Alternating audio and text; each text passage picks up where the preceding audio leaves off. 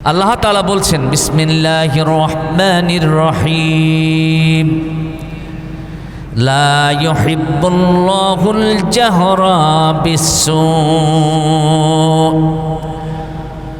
বিসসুই মিনাল কওলি ইল্লা মান যুলিমা সাদাকাল্লাহুল আযীম। আল্লাহ তাআলা বলছেন, নবী হে, দুনিয়ার সমস্ত মানুষগুলোকে বলে দাও, লা ইউহিব্বুল্লাহুল জাহরা বিসসুই মিনাল কওল। আল্লাহ তাআলা মানুষের মন্দ কথা প্রকাশ করাটাকে পছন্দ করেন না। লা ইউহিব্বুল্লাহ, আল্লাহ ভালোবাসেন না জাহরা বিসসুই মিনাল কওল, খারাপ কথাগুলো প্রকাশ করা, এটা আল্লাহ ভালোবাসেন না। ইল্লা মান যুলিম, তবে হ্যাঁ, কেউ যদি ওই খারাপ কথার দ্বারা জুলুমের শিকার হয় সেটা আলাদা। কেউ যদি খারাপ কথার দ্বারা নির্যাতিত হয় সেক্ষেত্রে তার এই কথাগুলো বলা, তাতে দোষের কিছু নেই। সুবহানাল্লাহ বলেন। যেমন খারাপ কথা বলা আল্লাহ পছন্দ করেন না, ঠিক তেমনি কেউ যদি এই খারাপ কথার দ্বারা ক্ষতিগ্রস্ত হয়, নির্যাতিত হয়, সেক্ষেত্রে বলাও আল্লাহ নিষেধ করেন না। সুবহানাল্লাহ। সম্মানিত উপস্থিতি, এই খারাপ কথা বলতে হাদিস শরীফের মধ্যে সবথেকে বড় দুটি যে খারাপ কথার দিকে ইশারা করা হয়েছে, একটা হচ্ছে গীবত, জোরে কোন কি গীবত, আর একটা হচ্ছে বহতান, মিথ্যা অপবাদ। একটা হলো গীবত। গীবত শব্দটি আরবি, এর অর্থ হচ্ছে পরনিন্দা করা, কুৎসা রটনা করা।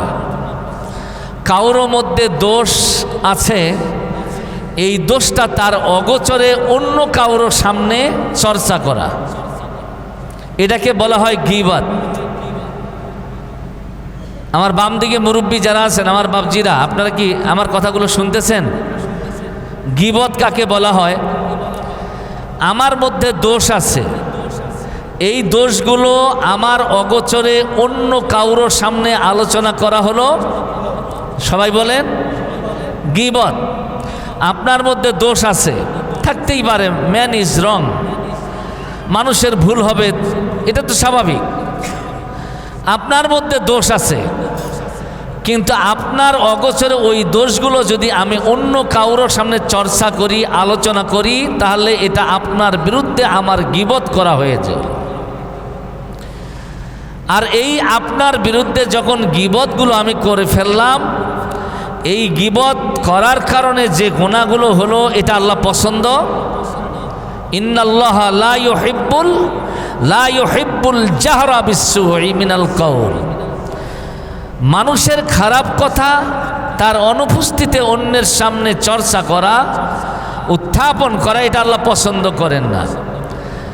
আর নবীজি বললেন, যদি কেউ এই রকম গীবত চর্চা করে, তাহলে এই গীবত চর্চার কারণে, একটি গীবত চর্চার কারণে যে গুনাহ হয়, একটা সমুদ্রের পানিকে বিষাক্ত করার জন্য একটা গীবতই যথেষ্ট হয়ে যায়।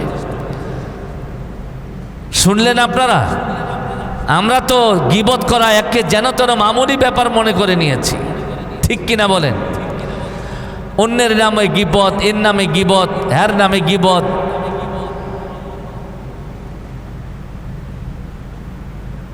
এই কথাগুলো যখন এত ভয়ানক, তখন ওই কথাগুলো কথা থাকে না, এগুলো জুলুম হয়ে যায়। যখন এগুলো কি হয়? জুলুম। কোনো ইমানদারকে আল্লাহ ক্ষমতা দেন নাই সে আর এক ইমানদারের উপর জুলুম করতে পারে। যদি কোনো ইমানদার তার কোনো ভাইকে জুলুম করে, যদি কোনো মুসলমান তার যদি কোনো মুসলমান ভাই বোনকে জুলুম করে, এই ব্যক্তি যতক্ষণ না তাকে ক্ষমা করবে, ততক্ষণাৎ পর্যন্ত ওই জালিমকে আল্লাহ ক্ষমা করবেন না। আল্লাহর নবী বলছেন, যে ব্যক্তি কোনো জালিমকে জুলুম করার কাজে সহযোগিতা করে,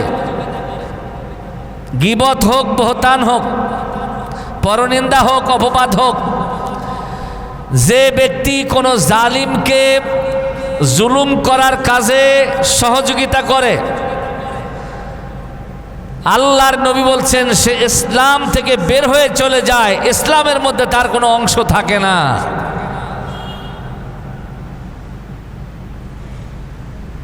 সম্মানিত উপস্থিতি, আজকের এই বিষয়টি আলোচনায় নিয়ে আসার পিছনে কারণ আমাদের দেশের কথাই বলেন আর আমাদের পার্শ্ববর্তী বা অন্য কোনো দেশের কথাই বলেন,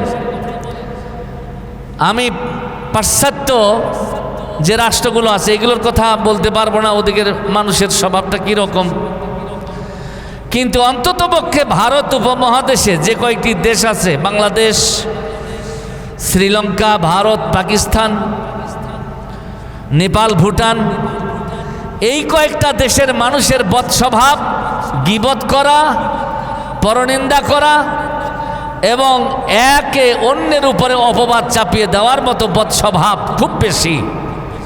কথা বলেন, ঠিক না? রাসূল করিম সাল্লাল্লাহু আলাইহি সাল্লাম সাহাবীদেরকে প্রশ্ন করলেন। হাদিসটা প্রখ্যাত সাহাবী হযরত আবী হুরায়রা থেকে বর্ণিত।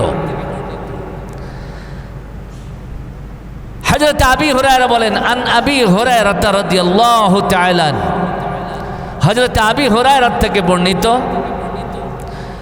আন্না রাসূলুল্লাহ সাল্লাল্লাহু আলাইহি সাল্লাম, তিনি রাসূলুল্লাহ সাল্লাল্লাহু আলাইহি সাল্লাম থেকে বর্ণনা করেছেন। কল, তিনি বলেন, এই কল আর ফাইল হলো নবীজি। নবীজি বলেন, আতুদরুনা মাল গীবা, তোমরা কি গীবত কি এটা জানো? কলু, এই কলুর ফাইল হলো সাহাবীরা। সাহাবীরা বলছে, আল্লাহু ওয়া রাসূলুহু আ'লাম, আমরা জানি না, তবে আল্লাহ এবং তার রাসূলই ভালো জানেন। গীবত কি এটা আমরা জানি না, আল্লাহ রাসূলই ভালো জানেন। কলা, এই কলার ফাইল রাসূল। নবীজি বললেন, যিকরুকা আখাকা, তোমার ভাইয়ের আলোচনা করা, বিমা ইয়াকরাহু, যেটা তোমার ভাই অপছন্দ করে। তোমার ভাইয়ের এমন আলোচনা করা, তোমার ভাই যেটা অপছন্দ করে। কিলা আফারাইতা ইন কানা ফি আখি মা আকুল, রাসূল করিম সাল্লাল্লাহু আলাইহি সাল্লাম বললেন, তুমি তোমার মুসলমান ভাইয়ের সাক্ষাতে তোমার আর এক ভাইয়ের দোষ ত্রুটি এমনভাবে সমালোচনা করা যা শুনলে সে অসন্তুষ্ট হয়ে যায়, এটাই হচ্ছে হাজা গীবত। রাসূল বললেন, এটাই হলো গীবত। আমি পূর্বে যেটা বলেছিলাম হাদিসের ইবারত থেকে বলেছিলাম, এখনো ওই কথাই বলছি। আপনার মধ্যে দোষ আছে, কিন্তু আপনার দোষটা আপনার অগোচরে আমি অন্যের সামনে চর্চা করব, এটা কি? সবাই বলেন ভাই, মুরব্বীরা বলেন, এটা কি? তাহলে এই গীবত করা যাবে? আরো জোরে কোন যাবে? গীবতকারীকে আল্লাহ পছন্দ এক, আর গীবতকারী ইসলাম থেকে বের হয়ে চলে যাবে। আর গীবতকারী যে গীবত করবে, এই লোকটাকে যে জাহান্নামে দেওয়া হবে, ওই জাহান্নামের গভীরতা হলো মাশরিক ও ইলাল মাগরিব, পূর্ব থেকে পশ্চিম পর্যন্ত। আল্লাহু আকবার বলা যাবে? তাহলে এই জাহান্নামে আমরা কেউ যেতে চাই? আল্লাহ আপনার উপর নারাজ হয়ে যাক, অসন্তুষ্ট হয়ে যাক, এটাকে আমরা চাই? তাহলে আপনার আমার ভাইয়ের অথবা বোনের গীবত চর্চা এটা জনমের মতো আমাদেরকে পরিহার করতে হবে। রাজি আছি ইনশাআল্লাহ? আল্লাহ তৌফিক দান করুন। তবে এই গীবতটা মানুষ চারভাবে করে। যেরকম কয়ভাবে? প্রথম গীবতটা হয় আল গীবাতু বিল লিসান, জিহবার গীবত, মানে কথার মাধ্যমে। কথার মাধ্যমে যে গীবতগুলো হয়, এই গীবত করতে গিয়ে মানুষ চিন্তা ভাবনা খুব কম করে, এর পরিণতি, এর ভয়াবহতা কি হবে এগুলো চিন্তা করে না, না করেই বাস দুই ভাই একখানা হয়েছে আর এক ভাইয়ের বিরুদ্ধে ফটফট করে বলে দিল। রাসূল করিম সাল্লাল্লাহু আলাইহি সাল্লাম বললেন, জঘন্য পাপ, জঘন্য অপরাধ, এটা আল্লাহর নারাজি, জাহান্নাম অবধারিত। আল গীবাতু বিল লিসান, এটা বক্তব্যের মাধ্যমেই হোক, সাধারণভাবে কথা বলার মাধ্যমেই হোক। আল গীবাতু বিল লিসান, জিহ্বার দ্বারা যে গীবতগুলো হয়, এই গীবতগুলো বান্দাদেরকে সবসময় পরিত্যাগ করতে হয়। 2 নাম্বার গীবত হচ্ছে আল গীবাতু বিল কলব, অন্তর দিয়ে পরিকল্পনা করা, অন্তর দিয়ে কল্পনা করা, অন্তর দিয়ে কল্পনা করা। আল্লাহু আকবার, অন্তর দিয়ে কল্পনা করা। আপনি বসে আছেন, আর কোনো জল্পনা কল্পনা নেই, একটা কল্পনা হচ্ছে ওর দোষ ত্রুটিগুলো কিভাবে কার সামনে বলা যায়, ওর বদনাম মানুষের সামনে বলে কিভাবে ওকে ছোট করা যায়, ওর সম্মানহানি করা যায়। এ ধরনের কল্পনা মনে হয় আপনাদের মনে আসে না? যেরকম আসে, এ ধরনের কল্পনা যদি আসে তাহলে এটাকে বলা হয় আল গীবাতু বিল কলব, এটাকে বলা হয় অন্তরের গীবত। তাহলে এই অন্তর দ্বারা কল্পনাকৃত যে গীবতটা, এটাও সবসময় পরিত্যাজ্য। 3 নাম্বার হচ্ছে, 2 নাম্বার গীবত সম্বন্ধে আল্লাহ তাআলা বলেছেন, কোরআনে কারিমে এসেছে, ইয়া আইয়ুহাল্লাযীনা আমানু ইজতানিবু কাসীরাম মিনাল জান্নি ইন্না বা'দাল জান্নি ইসমুন। আল্লাহু আকবার বলেন। আল্লাহ তাআলা বললেন, হে নবী, ঈমানদারদেরকে বলে দাও তারা যেন ইস্তানিবু, বিরত থাকে, তারা যেন দূরে থাকে, কাসীরাম মিনাল জান্নি, সব ধরনের ধারণা করা থেকে, সব ধরনের ধারণা করার থেকে ঈমানদারেরা যেন বিরত থাকে।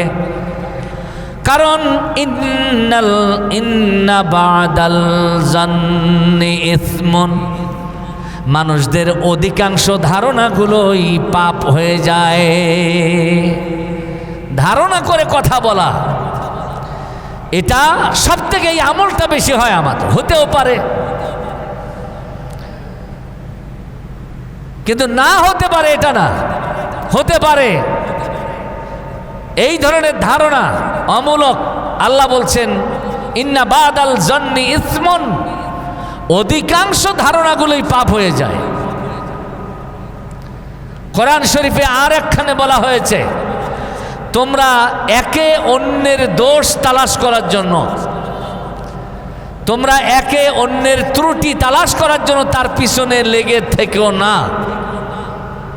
আল্লাহর নিষেধ,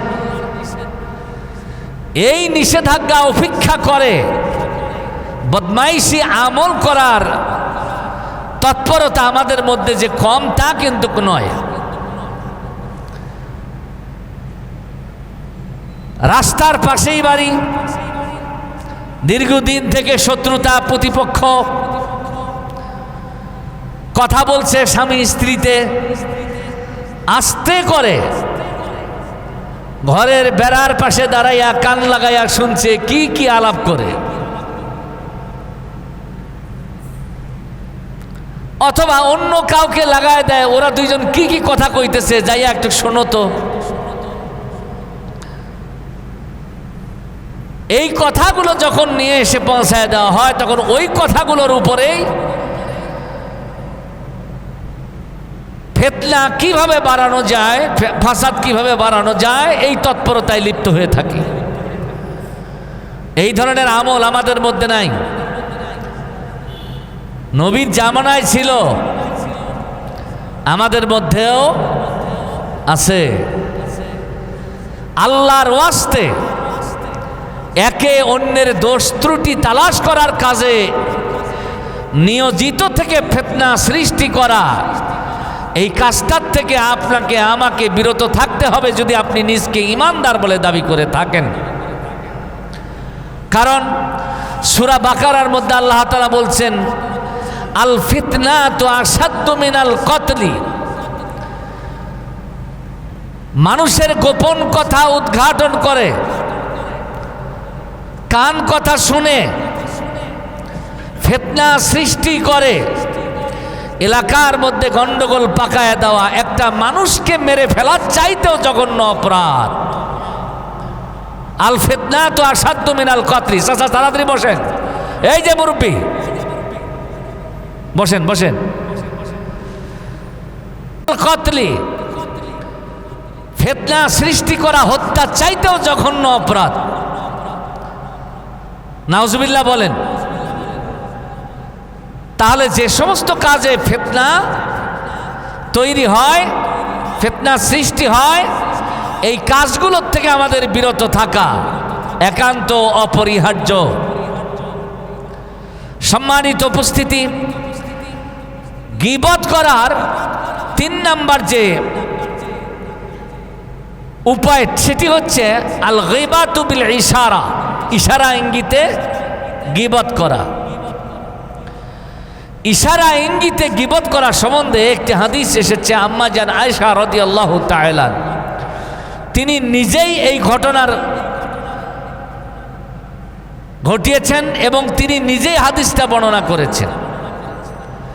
রাসূল করিম সাল্লাল্লাহু আলাইহি সাল্লামের পাশে আম্মা জান আয়েশা এমন সময় খুব বেটে খাটো করে একজন মহিলা আমার নবীর দিকে আসছে। আম্মা জান আয়েশা রাদিয়াল্লাহু তাআলা ইশারা করে নবীর কানে কানে বললেন, ইয়া রাসূলুল্লাহ, দেখলেন ওই লোকটা, ওই মহিলাটা কত খাটো। আল্লাহর নবী বললেন, আয়েশা, আল্লাহর কাছে ইস্তেগফার করো, তার কাছে মাপ চেয়ে নাও, কারণ তাকে খাটো বলে সম্বোধন করা এ এখতিয়ার আল্লাহ তোমাকে দেয় নাই। তুমি তার গীবত করে ফেললে, ওই মহিলা আসার পর তার কাছে তোমাকে মাপ চেয়ে নিতে হবে। আম্মা জান আয়েশাকে নবীজি ডাক দিয়ে বললেন, আয়েশা, তুমি জানো, তুমি যদি এই কথাটার ভয়াবহতা জানতে তাহলে জীবনেও তুমি কোনোদিন বলতে না। আম্মা জান আয়েশা নবীজিকে বললেন, ভয়াবহতা? আল্লাহর নবী বললেন, তোমার এই কথা এটা এত মারাত্মক, এত বিষাক্ত হয়ে গেছে, একটা সমুদ্রের পানির মধ্যে যদি তোমার এই কথাটা রেখে দেয়া হয়, এই কথাটার বিষ ক্রিয়ায় সমুদ্রের পানিগুলো বিষ হয়ে যাবে। আল্লাহু আকবার বলেন। শুধু বলতেছে, নবীকে বলছেন, ইয়া রাসূলুল্লাহ, দেখলেন ইশারা দিয়ে বলছেন মহিলাটা কত খাটো।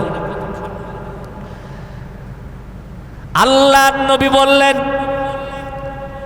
ওয়ালাকাদ কাররামনা বানি আদম, যেই বানি আদমকে আল্লাহ সম্মানিত করে সৃষ্টি করেছেন, সে ছোট হোক আর বড় হোক, সাদা হোক কালো হোক, আল্লাহর সম্মানিত সৃষ্টিকে কটাক্ষ করা কোনো আদম সন্তানের কাজ হতে পারে না। সুবহানাল্লাহ বলবেন না? কার সম্মান আপনি কেড়ে নিতে চান? কার সম্মান হানি করতে চান? মনে রাখবেন, ইন্নাল ইজ্জাতা লিল্লাহি জামিয়া, সমস্ত সম্মান আমার আল্লাহর হাতের মুঠোয়। তুমি যাকে অসম্মানিত করছো, আল্লাহ তাকে সম্মানের মালা দিয়া গোটা জনশক্তির উপর বিজয়ী বানায় দিতে পারে, ঠিক কিনা বলেন? আর ক্ষমতা, টাকা পয়সা, ধন সম্পদ আছে বলে তুমি যাকে সম্মান দিতে চাও, আমার আল্লাহর কাছে যদি তিনি অসম্মানের পাত্র হন, এত কিছু থাকার পরও আল্লাহ তাকে লাঞ্ছিত করে পায়ের নিচে ফেলাইয়ে দিতে পারেন। আপনারা বলেন পারে না? পারে না? এটা ভারতের দিকে তাকাচ্ছেন গত 2 দিন থেকে। মিস্টার নরেন্দ্র মোদী নিজকে সুপার পাওয়ার মনে করত ভারতের। তার স্লোগান হচ্ছে ভারত একচ্ছত্র হিন্দু রাষ্ট্র হবে, কোনো মুসলমানের জায়গা ভারতে হবে না। কথা কন না কেন? ওর অন্ধ ভক্ত যারা ছিল তারাই ছবি হাতে নিয়ে জুতা দিয়ে পিটাচ্ছে নরেন্দ্র মোদীকে। ওর কুশপুত্তলিকা দাহ করতেছে ভারতের মধ্যে। শিখ সম্প্রদায়ের হিন্দু পণ্ডিত যারা, তারা নরেন্দ্র মোদীর গায়ে জুতা মারতেছে। সম্মান কার হাতে? কথা কন না কেন? আমি ক্ষমতায় আছি, আমি তনকা মসজিদের ইমাম সাহেব, আহারে কি হয়ে গেলাম, আমাকে সম্মান দিতে হবে, না হলে আপনার অবস্থা খারাপ করে ফেলামো। আমি নবাবজাদা সলিমুল্লাহ খান হয়ে যাই নাই। আমার যে আল্লাহ আপনাদের কাছ থেকে সম্মান নিয়ে এখানে বসাইছেন, ওই আল্লাহ ইচ্ছে করলে এখান থেকে অসম্মানিত করে আমাকে বের করে দিতে পারেন। কথা কন ঠিক কি না? আমাদের দেশের মধ্যে চলছে, দেখেন না, জামাতের এক নেতা এমপি সাহেব কি করছে না করছে এটা তার দোষ। তিনি স্ত্রী নিয়ে কোথায় থাকবেন না থাকবেন, আপনি সেখানে ক্যামেরা লাগাইলেন কেন? আপনি এটা ভিডিও করলেন কেন? এটা কি দোষ না? তাহলে উনি আর আপনি দুইজনেই তো সমান হয়ে গেলেন। আল্লাহ তাআলা বললেন তোমরা একে অন্যের পিছনে দোষ উদ্ঘাটনের জন্য ঘুরে বেড়াইও না। কথা বলেন ঠিক না? আমরা যেহেতু ইমানদার, আমরা আশরাফুল মাখলুকাত, আমাদের স্বভাব হবে অন্যের দোষ যদি পারো ঢেকে দাও, তাহলে তোমার দোষ ঢেকে দেওয়ার দায়িত্ব কার? আল্লাহু আকবার। হাদিস সহিহ হাদিস, মান সাতারা নফসা সাতারাহুল্লাহু ইয়াউমাল কিয়ামা। একটু জোরে আওয়াজ দিয়ে বলেন আল্লাহু আকবার। আল্লাহর নবী বললেন, আল্লাহ তাআলা বলেছেন, যেই ব্যক্তি কোনো ব্যক্তির দোষ ত্রুটি ঢেকে রাখবে, কিয়ামতের দিন আল্লাহ তার দোষ ত্রুটি ঢেকে রাখবেন। আর আল্লাহ যদি আপনার আমার দোষ ত্রুটি তালাশ না করে, আপনাকে আমাকে জাহান্নামে কে দেবে? কোন দেওয়ার ক্ষমতা আছে কারো? আল্লাহ যদি দোষ ত্রুটি গোপন রাখে, তাহলে আপনাকে আমাকে বুঝতে হবে আল্লাহর পছন্দের পাত্র আমরা জান্নাত পাবই। উনি দোষ করেছেন, যতটুকু হয়েছে এটা কিন্তু আল্লাহই করেছেন। কথা কোন ঠিক না? হয়তো ওনার জীবনে এমন কোন ত্রুটি পরিলক্ষিত হয়েছিল, আল্লাহ সহ্য করেন নাই, এই জন্য একটু ল্যাংটা বানায় দিয়েছেন। কথা কোন ঠিক না? তাই বলে আপনিও যদি তাকে ল্যাংটা করেন, আমিও যদি ল্যাংটা করি, তা আল্লাহর নাম আহকামুল হাকিমিন হইল কেমনে ভাই? আল্লাহ কি আহকামুল মহাবিচারক, তিনি বিচারের দায়িত্বটা আল্লাহর হাতে ছেড়ে দেন না। যত পানিতে নামবেন তত দূর ভিজবেন, যত উতলা হবেন তত ঠান্ডা হয়ে যাবেন। কথা কোন ঠিক না? এই জন্য আমি ওনাকে কেন্দ্র করে বলছি না। ফেসবুকে ঢোকেন না, সোশ্যাল মিডিয়ায় ঢোকেন, যে ভাইরা চালায়, আমার অনেক ভাই মনে হয় মোবাইল খুলে ফেলছে। দেখেন কি চলছে রে বাবা। বিএনপির নেতাদের চরিত্র হনন করে ফেসবুকে, জামাতের নেতাদের চরিত্র হনন করে ফেসবুকে। এই খেলাটার দায়িত্ব তো আল্লাহ আপনাকে দেয় নাই। যদি এইখানে বলা হয় ওয়েল ইয়োর অন মেশিন, যদি বলা হয় ওয়েল ইয়োর অন মেশিন, নিজের চরকায় তেল লাগাও, আপনি কি করবেন তখন? আপনি কি পেরেছেন আল্লাহর সন্তুষ্টি অর্জনের মধ্য দিয়ে নিজের চরিত্রকে ঠিক রাখতে? আপনি কি পেরেছেন না পারেননি? কথা কোন ঠিক কিনা? আপনি নিজেই ঠিক নাই, আরেকজনের দোষ ত্রুটি তালাশ কইরা তাকে হেয় করতেছেন। মনে রাখবেন আল্লাহ আপনাকে ছাড়বে কোরআন শরীফে আল্লাহ তাআলা বললেন, মা ইয়ালফিযু মিন কাওলিন ইল্লা লাদাইহি রাকীবুন আতীদ। আল্লাহু আকবার। আল্লাহ তাআলা বললেন, মানুষ তুমি এমন কোন কথা বলো, এমন কোন লেখা লেখো, এমন কোন কাজ করো আল্লাহকে ফাঁকি দিতে পারে না।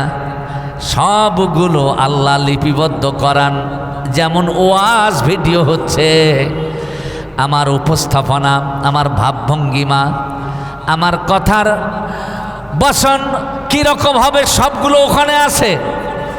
এটা যদি সাধারণ মানুষের মেমোরি দিয়ে সম্ভব হয়, আপনার জন্ম থেকে মৃত্যু পর্যন্ত যত আমল বদ আমল করবেন এগুলোও আমার আল্লাহ রেকর্ড আর তালিকাভুক্ত করতে সক্ষম, ঠিক কিনা? সব রেকর্ড হয়ে যায়। মা ইয়ালফিযু মিন কাওলিন ইল্লা লাদাইহি রাকীবুন আতীদ। আল্লাহ তাআলা দৃষ্টিকে ফাঁকি দিতে পারেন আপনার কোনো কথা, আপনার কোনো কাজ। সুতরাং আমাদের সংশোধন হওয়া দরকার। হোক বিএনপি, হোক জামাত, কার চরিত্র কোথায় গেছে এটা আল্লাহ আহকামুল হাকিমিন, উনি দেখবেন। এটাকে ইন্টারফেয়ার করে প্রচার অপপ্রচার করার দরকার আমার নাই। কথা কোন ঠিক কিনা? আমরা নিজেদেরকে যদি সংশোধন না করতে চাই, আল্লাহ ঠেকা পড়ে নাই আপনাকে জোর করে সংশোধন করায় দেবে। আমি যদি পা চলি সামনের দিকে এগোতে চাই, তাহলে আল্লাহ রহম করবে, যাও। আপনারও দুইটা পা, একটা হুন্ডা মোটর সাইকেলেরও দুইটা পা, একটা সাইকেলেরও দুইটা পা। একটা হুন্ডা দাঁড়ায় থাকতে পারে না, একটা মোটর সাইকেল দাঁড়ায় থাকতে পারে না। আপনার দুইটা পা দিয়ে আপনি দাঁড়ায় থাকেন, কার ক্ষমতায়? একটু চিন্তা করতে হয় বাবা। আমি কাউকে আঘাত দেওয়ার জন্য কথাগুলো বলছি না, আমি ইসলাহ করার জন্য, ইসলাহ সংশোধন করার জন্য কথাগুলো বলছি। এই দোষগুলো আপনাদের মধ্যেও থাকতে পারে, আমার মধ্যেও। কথা কোন ঠিক কি না? শুধু মা বেটির মধ্যেই নাই নাকি বেশি? হ্যাঁ রে বউ শুনছিস বলে কি দিল ঢোল পিটাইয়া। আর দেখবেন ফেসবুকের মধ্যে এই কথাগুলো যেভাবে শেয়ার হয়, ভাইরাল হয়, কোনো মহিলা যদি এ ধরনের মিথ্যা বা অপবাদ, গীবত বা বহতান প্রচার করে, ওদের মধ্যে ওইভাবে ভাইরাল হয়ে যায় ক্ষণিক সময়ের মধ্যে। আমার এই কথাগুলো কাউকে কষ্ট দেওয়ার জন্য নয়, ইসলাহ করার জন্য। কারণ এই জায়গাটা মানুষকে ইসলাহ করার জন্য, পিছলা করার জন্য নয়। আমার কথা শুনি না কেউ যদি পিছলা হয়, এটা তার ব্যক্তিগত ব্যাপার। কিন্তু আমার নিয়ত হলো আমি আমার মুসল্লিদেরকে ইসলাহ করার জন্য কথাগুলো বলেছি। আল্লাহর কাছে দোয়া করব, এই বদগুণগুলো যদি আমাদের মধ্যে থাকে আল্লাহ যেন দূর করায় দেয়। সবাই বলুন আমিন। রাসূল করিম সাল্লাল্লাহু আলাইহি সাল্লামের এক স্ত্রী ছিল, নাম হলো সাফিয়া। যেরকম কি নাম? আর একজন স্ত্রীর নাম হলো হযরত উমর রাদিয়াল্লাহু তাআলা আনহুর মেয়ে, কি নাম? হাফসা। নবী করিম সাল্লাল্লাহু আলাইহি সাল্লাম রাত্রি যাপনের জন্য তার সিরিয়াল ছিল আয়েশার ঘরে থাকার। আম্মাজান আয়েশার ঘরে থাকবেন। কিন্তু নবী করিম সাল্লাল্লাহু আলাইহি সাল্লাম যে কোনো কারণে আম্মাজান আয়েশার ঘরে না গিয়া উমরের মেয়ে হাফসার ঘরে গেছেন। এই দৃশ্যটা আয়েশা জানে না, এটা জানে না। কিন্তু ওই যে সাফিয়া, উনি এটা দেখেছেন। দেখার পর আয়েশাকে গিয়ে বলছে, আয়েশা তুমি শুনেছো? বলে কি? নবীজি না তোমার ঘরে থাকার কথা, এখানে থাকে নাই। কার ঘরে ছিল জানো? অমুকের ঘরে। এটা কি হলো? দোষ চর্চা হলো, হলো কি না? বিশ্বাস করেন, আপনার আমার কথাগুলো আপনার আমার মধ্যে যদি সীমাবদ্ধ থাকে, এখানে আল্লাহর একটা দৃষ্টিভঙ্গি থাকে আলাদা। কিন্তু এই কথাগুলো যদি নবীকে নিয়ে হয়, সেক্ষেত্রে আল্লাহ সহ্য।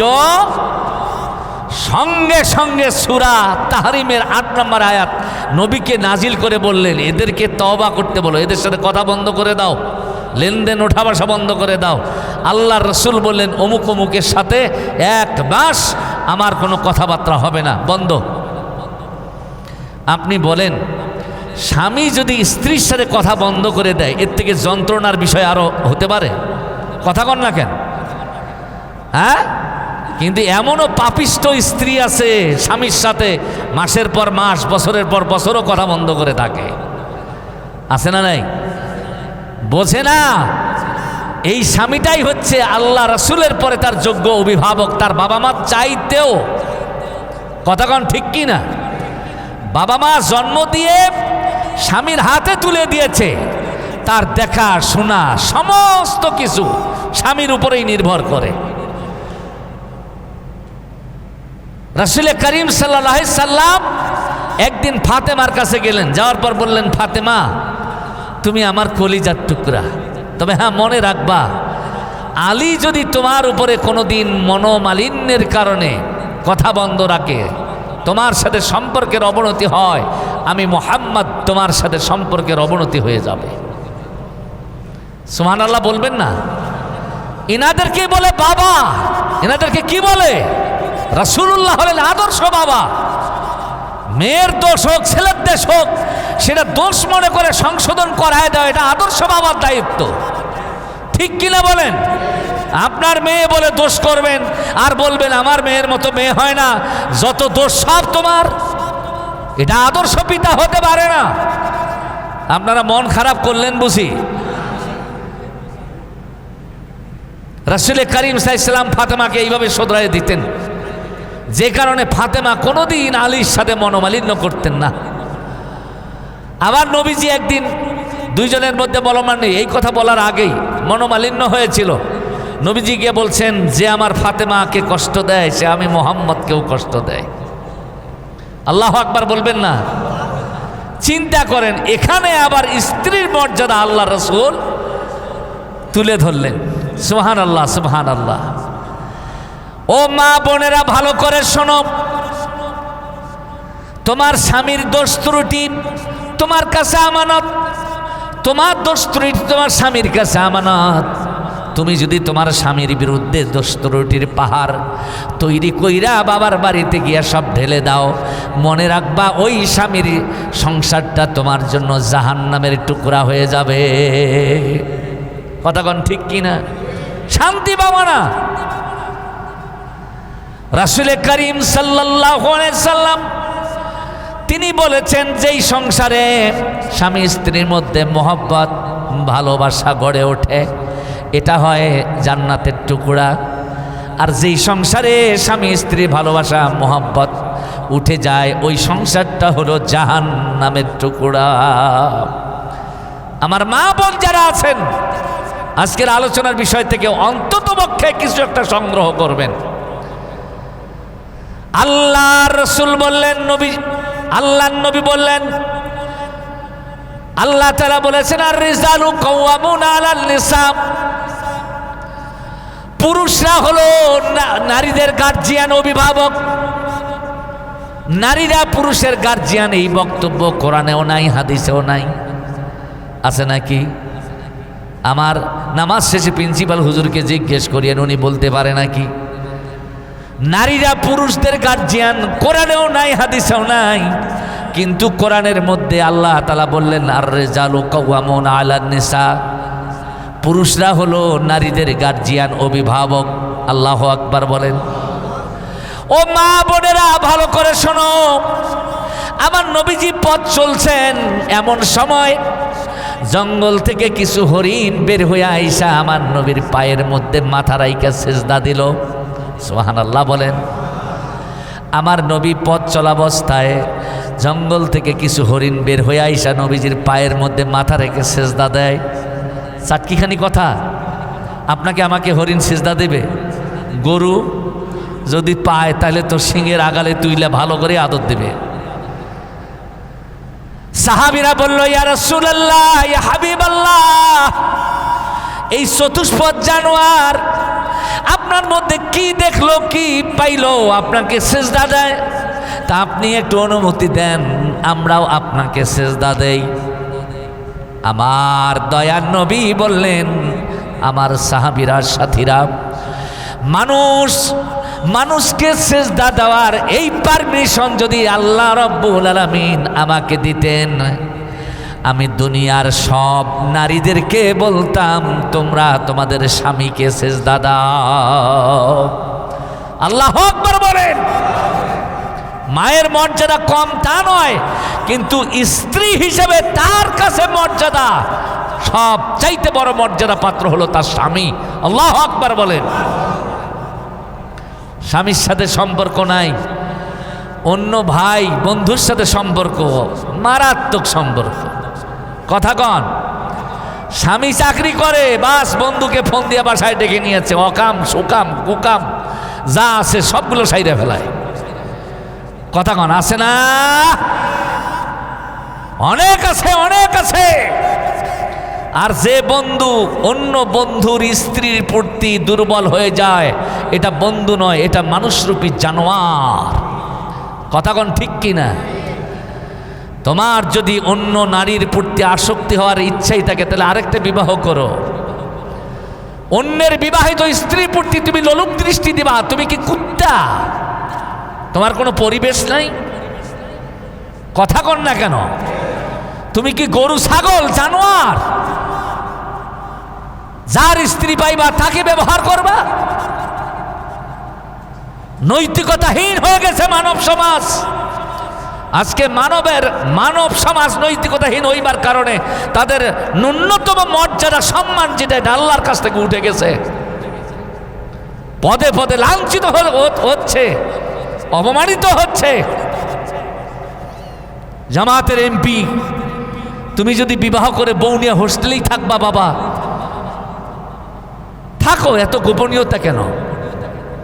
হ্যাঁ, তুমি অমুক দলের নেতা, তোমার বাড়িতে বউ আছে, বাচ্চা আছে, তুমি আরেকজনের স্ত্রী নিয়ে হোটেলে কেন? জঘন্য চরিত্র হয়ে গেছে মানুষের। বিশেষ করে যারা রাজনীতির রঙ্গমঞ্চ রং দিয়ে সাজাইতে, এরা বেশি করে লম্পট হয়ে গেছে। ঠিক না বেঠিক বলে?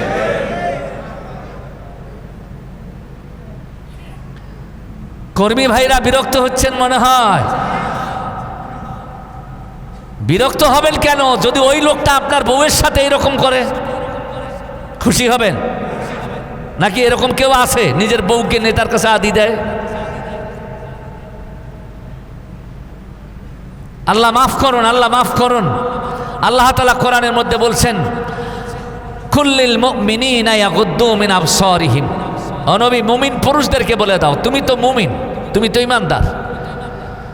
আল্লাহ বলছেন তাদেরকে বলে দাও, অন্যের স্ত্রীকে ধরা তো দূরের কথা, ভোগ করা তো দূরের কথা, তাদের উপর থেকে চোখের দৃষ্টি নামায় দেখ, দৃষ্টি নামায় দেখ, চোখের পলক নামায় দেখ। আল্লাহর কঠিন বার্তা যেখানেই মানুষ অস্বীকার করেছে, ওইখানেই লাঞ্ছিত, অপমানিত, হেয় প্রতিপন্ন। ঠিক না বেঠিক বলে? আল্লাহ তাআলা আমাদেরকে ইসলাহ হওয়ার, সংশোধন হওয়ার তৌফিক দান করুন। সবাই বলুন আমিন। আরো জোরে বলুন আমিন। আমাদের দেশের নেতাদের চরিত্র আল্লাহ ভালো করে দিক। একটু দোয়া করি, অপপ্রচার না করি। কে কি করলো তার জবাব সে দিবে। মান সাতারা নাফসা সাতারাহুল্লাহু ইয়াওমাল কিয়ামা। আল্লাহ নবী বলছেন, যে অন্যের দোষ ত্রুটি গোপন রাখবে, কিয়ামতের দিন আল্লাহ তার দোষ ত্রুটি গোপন রাখবেন। আর আল্লাহ নিজেই যদি আপনার দোষ ত্রুটি গোপন রাখে, তাহলে বুঝতে হবে আপনি আল্লাহর পছন্দশীল বান্দাদের কাতারে শামিল হয়ে গেছেন। সুবহানাল্লাহ বলেন। সকলের সুস্থতা দীর্ঘায়ু কামনা করছি। অন্ততপক্ষে গীবত, পরনিন্দা এগুলোর থেকে বিরত থাকার জন্য আমি অনুরোধ করছি। শেষ গীবত করার শেষ যে উপায়, সেটা হচ্ছে আল গীবাতু বিল কিতাব। মোবাইল কার কার হাতে আছে এটা আমি জানি না, কিন্তু আল্লাহ তো জানে। আপনার মোবাইলে আপনি কার বিরুদ্ধে কমেন্ট করবেন, কার বিরুদ্ধে লেখনী দেবেন, কার বিরুদ্ধে পোস্ট করবেন, এটা আপনি জানেন, আল্লাহ জানে, আমি তো জানি না। কথা কোন ঠিক কি না? এটা কি লেখনী না? এটা মোবাইলে লেখনী না ভাই? তাহলে লেখনীর মাধ্যমেও যদি কেউ কারো চরিত্র হনন করে, তাহলে এটাও কি হয়? সবাই বলেন কি হয়? তাহলে মোবাইল চালাইতে গিয়েও সাবধানতা অবলম্বন করার দরকার। আরে ভাই, আপনি মোবাইল চালান, ভালো কথা, চালান না, একটু ইসলাম প্রচারের বাণী একটা লিখে দেন তো। আপনি সাহাবীদের একটা জীবন চরিত্র আপনি আপনার প্রোফাইল থেকে, আপনার আইডির থেকে আপনি প্রচার করে দেন তো, মানুষ উপকৃত হোক। কথা কন। জ্ঞানীগুণী কিছু মন্তব্য পোস্ট করেন, অলি আল্লাহর ছবিগুলো পোস্ট করেন, আলেম ওলামার ছবিগুলো পোস্ট করেন, আল্লাহ সন্তুষ্টিমূলক কথাগুলো পোস্ট করেন। এগুলো না কইরা যত ল্যাংটা করা যায় মানুষকে, যত ছোট করা যায়, এই খেলাই ব্যর্থ। আমার মুসল্লিদের মধ্যে যারা ফেসবুক চালান, ইউটিউব চালান, মেসেঞ্জার চালান, হোয়াটসঅ্যাপ চালান, ইমো চালান, আমিও তো চালাই। আমার আইডিতে ঢুকবেন, ঢুকে দেখেন তো কয়টা খারাপ পোস্ট পান আপনি। আমি বলে দিলাম, আমার আইডিতে ঢুকবেন, FI হাদি, ঢুকবেন, ঢুকে দেখেন তো কয়টা বাজে মন্তব্য পান আপনারা। 15 সাল থেকে আমি ফেসবুক চালাই। আমার ফেসবুক আইডির মধ্যে মানুষের কল্যাণের জন্য, আল্লাহর সন্তুষ্টিমূলক কথাবার্তা, কোরআন হাদিসের রেফারেন্স ছাড়া কোনো পোস্ট নাই। আমি অনুরোধ করব, লেখনের মাধ্যমে গীবতের যে অপশনটা আছে আমরা এটাও যেন বন্ধ করতে পারি। আল্লাহ তৌফিক দান করুন। শেষ পর্যায়ে হচ্ছে বহতান, মিথ্যা অপবাদ দেওয়া। যেরকম শেষ পর্যায়ে কি? মিথ্যা অপবাদ। এটাকে আরবিতে বলা হয় বহতান। কাউরো চরিত্র নিয়া কাউরো উপরে অপবাদ চাপায় দেওয়া, এটা বহতান। আমি বহতানের সংজ্ঞাটা আপনাদেরকে বলি। যদি গীবতের সংজ্ঞা হলো, শেষ করে দিচ্ছি আলোচনা। গীবতের সংজ্ঞা হলো, দোষ ত্রুটি আপনার মধ্যে আছে, শুনতেছেন আপনারা? আপনার মধ্যে দোষ ত্রুটি আছে, কিন্তু আপনার অগোচরে এই কথাগুলো আরেকজনের সামনে বর্ণনা করাই হচ্ছে গীবত। এই কথাগুলো আপনার অগোচরে, আপনার অজান্তে আরেকজনের সামনে বর্ণনা করা কি? আমার মুসল্লিরা, এটা করা যাবে? করবো না ইনশাল্লাহ। এক। আর বহতান কি? অপবাদ কি? আপনার কোনো দোষ নাই, আপনার কোনো ত্রুটি নাই, আপনার মধ্যে কোনো ভুল নাই, কিন্তু ওই ব্যক্তির উপরে আমি বললাম উনি এটা করেছে, ওটা করেছে, সেটা করেছে, তার চরিত্র এমন এমন খারাপ, কিন্তু এগুলোর একটাও তার মধ্যে নাই। এটা গীবত না, এটা হচ্ছে বহতান। যেরকম কি? এটাকে বলে মিথ্যা অপবাদ। আর মিথ্যা অপবাদ যে দেবে, ওই ব্যক্তির কাছে মাপ না পাওয়া পর্যন্ত আল্লাহ তাকে কখনো মাফ করবেন না। আল্লাহ তাআলা এই গীবত, পরনিন্দা, বহতান, অপবাদ, এই মারাত্মক গুনাহগুলোর থেকে বেঁচে থেকে আমাদের ঈমানকে পরিচ্ছন্ন করার তৌফিক দান করুন। সকলে বলুন আল্লাহুম্মা আমিন।